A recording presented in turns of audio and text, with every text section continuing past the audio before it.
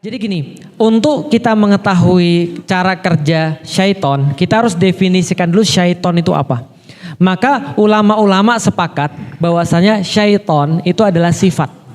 Syaiton adalah sifat yang bisa terjadi pada jin dan juga bisa terjadi pada manusia. Qul a'udzu birabbin nas, malikin nas, ilahin nas, min syarril waswasil khannas alladzi yuwaswisu fi sudurin nas minal. Oke, bagus. Jadi gini, di dalam bulan Ramadan Rasul sudah bilang syaiton yang berbentuk jin dibelenggu. Jelas ya, syaiton yang berbentuk jin dibelenggu. Tapi kok motor tetap hilang? Berarti yang masih bebas dalam bentuk. Berarti kalau kita punya sifat-sifat iblis, sifat-sifat membangkang, namanya jadilah kita syaiton. Paham ya maksudnya ya? Nah, jadi syaiton itu kita bisa jadi juga. Bukan hanya jin. Cuman di dalam Al-Quran alladzi yuwaswisu fi sudurin nas itu adalah minal jinnati wan nas. Kalau manusia bisa bisikin, jin itu bisa bisikin juga. Maka tugasnya jin itu membisikkan manusia. Iblis atau syaiton dalam bentuk jin itu tugasnya bisikin manusia. Tapi kitanya sendiri bisa nggak jadi syaiton? Bisa. Makanya kalau kita membedakan mana syaiton dan mana bukan, mudah, lihat ujungnya.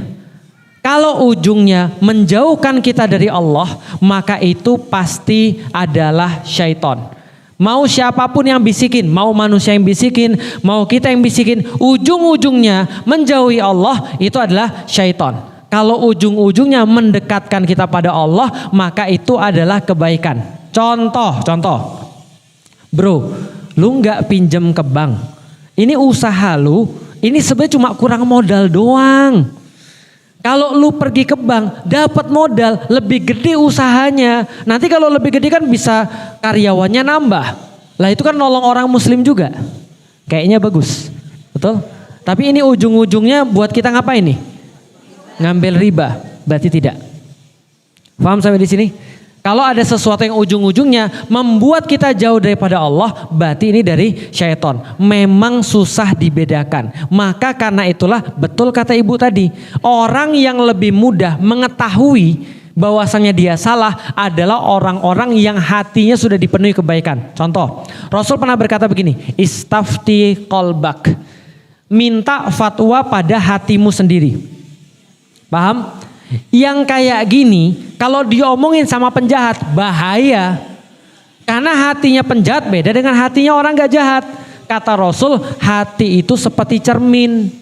Kejahatan satu, dosa satu, kayak antum nitikin cermin. Kayak kita lagi nitikin cermin. Titikin cermin satu, titikin cermin satu, titikin cermin satu. Lama-lama cermin itu jadi hitam. Lah kalau sudah jadi hitam bisa berkaca di situ. Nah, kata Rasul, istafti qalbak, mintalah fatwa pada dirimu sendiri atau hatimu sendiri bagi orang yang terbiasa ngaji, bagi orang yang sholatnya bagus, bagi orang yang sudah terbiasa berdoa, ini salah atau tidak. Maka Rasul melanjutkan, contoh, kalau kamu berbuat sesuatu rame-rame dan kamu malu, berarti itu maksiat. Tanda-tanda itu maksiat.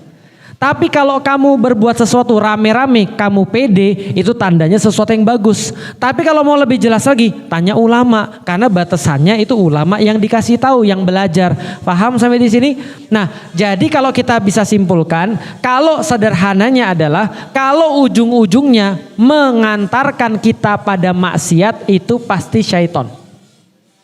Tapi kalau ujung-ujungnya mengantarkan kita pada taat, itu insya Allah kebaikan. Caranya gimana? Caranya banyak-banyak buat referensi baik. Ibu, ada sebuah hadis, bukan sebuah hadis, sebuah athar daripada para sahabat tentang cucunya Nabi.